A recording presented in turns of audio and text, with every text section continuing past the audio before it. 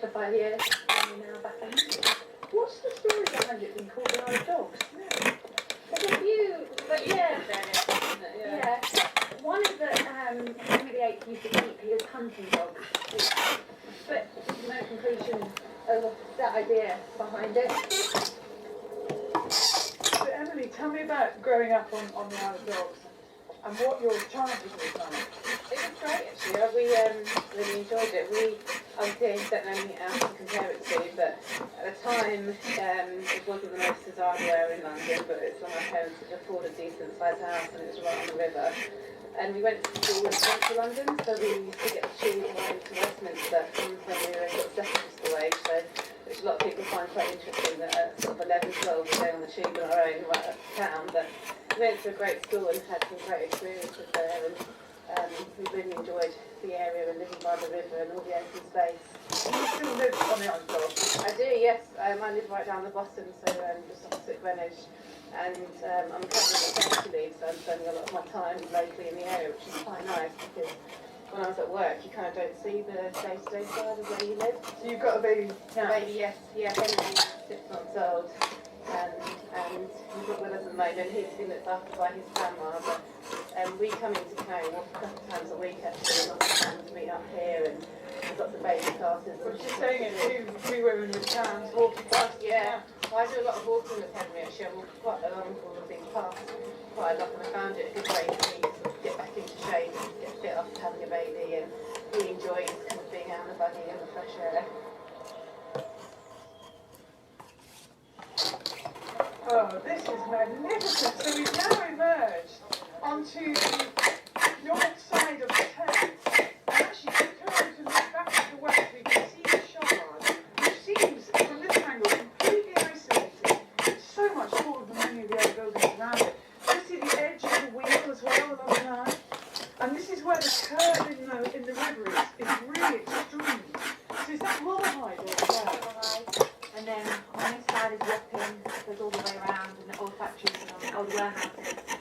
And then it will come out to Catherine Dock and Tower Bridge. It's a glorious day. It's very, very fresh. And then we've got a sort of low level misty cloud, but the sun is doing its best to break through, and actually enough that it's creating a proper line of sunbeam across the river.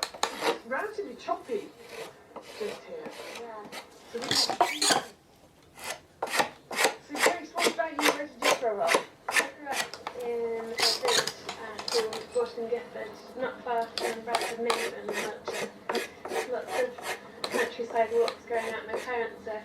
very keen walkers, so they'd always drag us out for a walk, but I'm not sure I always appreciated it at the time, but I do now.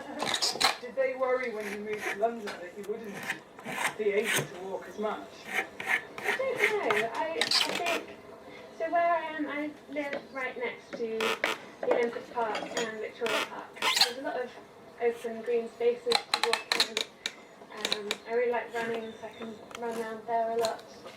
Yeah, it's obviously very, very different from rural Wiltshire, but still lots of opportunities to get out and walk about. And actually, I think that statistics show that people who live in cities tend to walk more than people who live in the country, because you can go to the shops and you can, and obviously you can't park anywhere, so you've got to walk. Yeah, absolutely. Before I moved to London, I was living in French Guiana in a very sort of rural setting, and I would just drive everywhere. You couldn't really get anywhere without driving, and I walk so much more now in London. I don't have a car. Why were you living in France? Does that mean more travelling to come? Yeah, definitely. In July, I'm looking at to do a year's field research. I've got 4 case study islands, Martinique, Guadeloupe for the French side of things, and then British Virgin Islands and Cayman Islands, which are still linked to the UK. You're listening to the last in the current series of ramblings, and as a complete change of path, as it were, I've come to East London to walk with Sarah and Emily and Grace, and Sarah and Emily's sister. Sarah got in touch with the programme to say, look, come to Limehouse and let's walk east. Sort of the last section of the Thames Path, but as often happens with the Thames Path, you come away from the river. And actually, Sarah, we brought on a deliberate diversion here. So we've headed west. We've now got a northerly view of Canary Wharf, so you see the JP Morgan building, the city, and obviously the tower, helicopter going overhead. But there, sitting on the pier of this dock, is a corner, jet black, just sort of. And then, slowly more and more has gone up. And then on the left is the 2 high-rise council estates, Barkentine. And they're actually quite old. I think they've been here since the early 90s.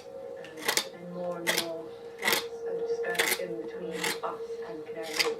It's sort of spreading out for me. As you tend to have it spreading around the edges, more buildings going up, and even encroaching on the residential area. So flats are now going up in kind of unwanted land, and old buildings are being pulled down. It's just really having a real effect across the whole of our blocks.